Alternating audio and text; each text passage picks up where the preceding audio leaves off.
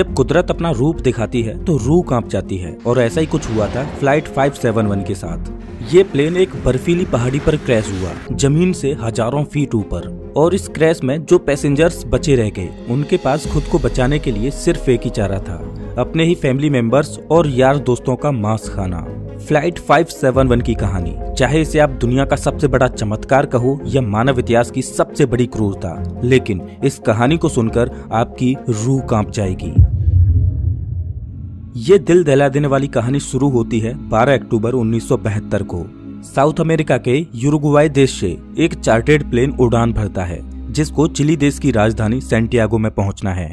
इस प्लेन में बैठे हैं रग्बी प्लेयर्स और उनका मैच देखने जा रहे हैं उनके फैमिली मेंबर्स, उनके रिलेटिव्स और उनके यार दोस्त। इस प्लेन में टोटल 45 पैसेंजर्स हैं जिनमें 9 क्रू मेंबर्स हैं। ये फ्लाइट 3 घंटों में अपनी डेस्टिनेशन पर पहुंच जाएगी, लेकिन रास्ते में इसको एंडीज की पर्वतमालाओं को पार करना होगा। लेकिन दुर्भाग्य से आगे चलकर मौसम खराब मिलता है। इस वजह से इस फ्लाइट को रास्ते में ही अर्जेंटीना के मेंडोजा शहर में लैंड कराया जाता है। ये फ्लाइट रात भर वहीं रुकती है और अगले दिन यानी 13 अक्टूबर को उड़ान भरने के लिए तैयार होती है।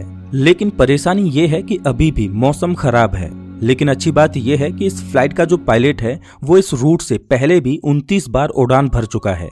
इस वजह से उसे पूरा आइडिया है कि इन एंडीज की पहाड़ियों को कैसे पार करना है। पायलट के कॉन्फिडेंस की वजह से ये फ्लाइट 13 अक्टूबर को दोपहर के 2:18 पर फिर से उड़ान भरती है। यहाँ से सैंटियागो पहुँचने में सिर्फ 1 घंटे का रास्ता बचा है और पायलट को पूरा भरोसा है कि 1 घंटे के बाद वो सही सलामत सैंटियागो में पहुँच जाएंगे। ये प्लेन करीब 18,000 फीट के एल्टीट्यूड पर उड़ रहा था और धीरे धीरे एंडीज की पहाड़ियों को पार करता जा रहा था। लेकिन आगे चलकर मौसम और खराब होता गया, जिस वजह से विजिबिलिटी और कम हो गई और पायलट को आगे कुछ भी दिखाई नहीं दे रहा था। अगर मौसम साफ होता तो पायलट आसपास की पहाड़ियों को देखकर आइडिया लगा लेता कि प्लेन कहाँ है, लेकिन इस समय तो पायलट केवल प्लेन के इंस्ट्रूमेंट्स पर ही निर्भर है। अब क्योंकि पायलट को पता था कि वो 1 घंटे में सैंटियागो पहुंच जाएंगे, इसीलिए वो अपनी लोकेशन का रफ आकलन करता रहा और 1 घंटे के बाद जब उसे लगा कि उसने एंडीज की पहाड़ियों को पार कर लिया है तो उसने सैंटियागो एयरपोर्ट पर एटीसी से प्लेन को लैंड कराने की अनुमति मांगी। एटीसी ने पूछा कि क्या आपने एंडीज की पहाड़ियों को पार कर लिया है? तो पायलट ने कहा कि हाँ, उन्होंने एंडीज की पहाड़ियों को पार कर लिया है। एटीसी भी पायलट द्वारा दी गई लोकेशन पर ही निर्भर थी, तो एटीसी ने प्लेन को लैंड कराने की परमिशन दे दी और पायलट से कहा कि आप प्लेन को 11,500 फीट के एल्टीट्यूड पर ले आओ। 3:21 पर पायलट प्लेन के एल्टीट्यूड को धीरे धीरे घटाने लगा। जैसे ही प्लेन नीचे आता है तो पायलट को दिखाई देता है कि अभी तो एंडीज की पहाड़ियां ही चल रही हैं और सामने एक बहुत बड़ी चट्टान है। जल्दी से पायलट प्लेन को फिर से ऊपर उठाने की कोशिश करते हैं, लेकिन अब बहुत देर हो चुकी थी। प्लेन को ऊपर उठाते उठाते प्लेन का पिछला हिस्सा पहाड़ी से टकरा जाता है और वो टूटकर अलग हो जाता है। प्लेन का पिछला हिस्सा खत्म होने की वजह से पीछे की जो सीटें थीं वो यात्रियों सहित हवा में उड़ जाती हैं और 3 पैसेंजर्स हवा में ही उड़कर खत्म हो जाते हैं। इस टकराव में प्लेन का राइट विंग भी टूट चुका था, जिस वजह से प्लेन डिसबैलेंस हो जाता है, जिस वजह से उसकी दूसरी विंग भी पहाड़ी से टकराती है और वो भी टूट जाती है। अब केवल प्लेन का फ्रंट पार्ट ही बचा था जो 350 किलोमीटर प्रति घंटे की रफ्तार से नीचे ग्लेशियर में टकराता है। प्लेन पूरी तरह से तहस नहस हो जाता है। प्लेन के पायलट तुरंत मारे जाते हैं। 45 में से 12 लोग इस घटना में मारे जा चुके हैं और 33 लोग अभी भी जिंदा हैं, लेकिन इनमें से ज्यादातर बहुत जख्मी हालत में हैं और उन्हें ये भी नहीं पता कि इस समय वो कहां पर हैं। ये क्रैश हुआ प्लेन जमीन से 3,570 मीटर की ऊंचाई पर एंडीज की किसी अनजान पहाड़ी पर बिखरा पड़ा है। क्या वो इस पहाड़ी से बचकर निकल पाएंगे या नहीं, ये कोई नहीं जानता। अभी तक जो हुआ वो तो महज एक छोटा सा ट्रेलर था। इस फ्लाइट की असली कहानी तो अब शुरू होगी। आप कल्पना भी नहीं कर सकते कि आगे चलकर इनके साथ क्या होने वाला है। ये वीरान एंडीज की पहाड़ियां अब इन पर कहर बनकर बरसने वाली हैं। इनकी आगे की स्टोरी जानकर आपकी रूह तक कांप जाएगी। घायल हुए पैसेंजर्स में से एक पैसेंजर था नांदो पराडो, जिसके सिर में चोट आई थी, जिस वजह से वो कोमा में चला गया। परेशानी ये थी कि जल्द ही सूर्य ढलने वाला था और शाम होने वाली थी। इस वजह से रेस्क्यू टीम के पास उनको ढूंढने के लिए ज्यादा वक्त नहीं था और बाई चांस अंधेरा होने से पहले उनको नहीं बचाया गया तो इस बर्फीली पहाड़ी पर रात गुजारना नामुमकिन होगा, क्योंकि यहाँ का तापमान रात में -30 डिग्री सेल्सियस तक पहुँच जाता है। जल्द ही रेस्क्यू के लिए 4 जहाज रवाना किए गए। इन चारों जहाजों ने एंडीज की पहाड़ियों को खंगाल डाला, लेकिन इन्हें कहीं भी कुछ भी नहीं मिला, क्योंकि प्लेन ऐसी जगह पर क्रैश हुआ था जहां पर सफेद बर्फ और घना कोहरा था और प्लेन भी सफेद रंग का ही था। इस वजह से ऊपर से देखने पर रेस्क्यू टीम को क्रैश साइट का अंदाजा ही नहीं हो पा रहा था। देखते ही देखते रात हो गई और उस दिन रात भर के लिए रेस्क्यू ऑपरेशन को स्थगित कर दिया गया। बचे हुए पैसेंजर्स को उम्मीद थी कि वो कैसे भी करके सिर्फ आज की रात काट लें, कल तो उन्हें कोई न कोई बचा ही लेगा। और उन्होंने क्रैश पड़े प्लेन में शेल्टर बनाया और रात गुजारी। ये रात इनके लिए बहुत भयानक थी, क्योंकि आज की रात इन्हें -30 डिग्री सेल्सियस में गुजारनी है। लेकिन इनके पास एक उम्मीद है कि कल इन्हें कोई न कोई ढूंढ लेगा और बचा लेगा। इस उम्मीद में ये इस रात को कैसे भी करके काट लेते हैं।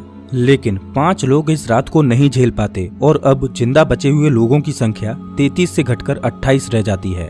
अगले दिन की सुबह 14 अक्टूबर को सर्च ऑपरेशन फिर से चालू किया जाता है और 11 जहाज इन्हें ढूंढने के लिए उड़ान भरते हैं। लेकिन परेशानी वही थी कि क्रैश हुआ प्लेन सफेद रंग की वजह से बर्फीली पहाड़ियों में नजर ही नहीं आ रहा था। बचाव दल के जहाज सर्वाइवर्स के ऊपर से उड़कर जा रहे थे, लेकिन उन्हें वो नीचे नजर ही नहीं आ रहे थे। इस वजह से सर्वाइवर्स ने बचाव दल को सिग्नल देने के लिए प्लेन के ऊपर लिपस्टिक से SOS लिखने की कोशिश की, लेकिन उन्हें रियलाइज हुआ कि इतना बड़ा SOS लिखने के लिए लिपस्टिक काफी नहीं थी। इस वजह से उन्होंने अपने सूटकेसेज से बर्फ पर एक बड़ा सा क्रॉस बना दिया ताकि वो आसमान से बचाव दल को साफ साफ दिखाई दे सके। उस दिन इनके ऊपर से 3 हवाई जहाज निकल कर गए, लेकिन अफसोस कि किसी ने भी इनको नोटिस नहीं किया और ये दिन भी गुजर जाता है। अगला दिन यानी 15 अक्टूबर, उस दिन भी कुछ ऐसा ही हाल रहता है, लेकिन बचाव दल इन्हें ढूंढने में असमर्थ रहता है। अब इन सर्वाइवर्स को समझ आ चुका था कि ये बहुत बुरे फंस चुके हैं। मदद कब तक आएगी ये कहा नहीं जा सकता। इस वजह से वो प्लेन में मौजूद चीजों से सर्वाइवल की तकनीक बनाने लगे। धूप में बर्फ को पिघलाकर वो बूंद बूंद करके पानी की व्यवस्था तो कर ले रहे थे, लेकिन खाने के लिए उनके पास ज्यादा कोई ऑप्शन नहीं थे। क्रैश के 3 दिन बाद यानी 16 अक्टूबर को नांदो पराडो कोमा से जाग उठता है और जैसे ही उसे होश आता है तो उसे पता चलता है कि इस क्रैश में उसकी मां खत्म हो चुकी है और उसकी 19 साल की बहन गंभीर रूप से घायल है। दिन प्रतिदिन गुजरता जा रहा है, मदद मिल नहीं पा रही। प्लेन में जो खाना था वो भी खत्म हो चुका है। सूरज की रोशनी बर्फ से रिफ्लेक्ट होकर इनकी आंखों को डैमेज कर रही है। भूख, प्यास और असहनीय ठंडी को सहते सहते अब इन्हें इस पहाड़ी पर 8 दिन गुजर चुके थे। रेस्क्यू प्लेन आते और इनके ऊपर से निकल जाते।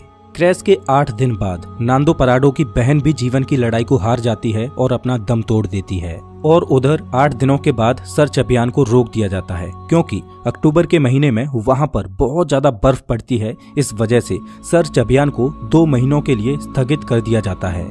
ऑफिशियल्स को ये लगा कि इन 8 दिनों में सारे यात्री मारे जा चुके होंगे। इस वजह से उनकी मुर्दा बॉडीज को 2 महीने के बाद खोजकर उनके घर वालों को भिजवा दिया जाएगा। इधर सर्वाइवर्स को प्लेन के मलबे में एक रेडियो मिला। जब सर्वाइवर्स ने रेडियो को ऑन किया तो उसमें उन्हीं की न्यूज ब्रॉडकास्ट हो रही थी कि फ्लाइट 571 के सर्च ऑपरेशन को अब बंद कर दिया गया है। इस न्यूज ने सर्वाइवर्स के होश उड़ा दिए। अभी तक तो उनको अपने खोजे जाने की एक उम्मीद थी, लेकिन वो अब रेडियो पर अपने ही मरने की खबर सुन रहे थे। अपने खोजे जाने की एक उम्मीद की किरण थी, वो भी टूट चुकी है।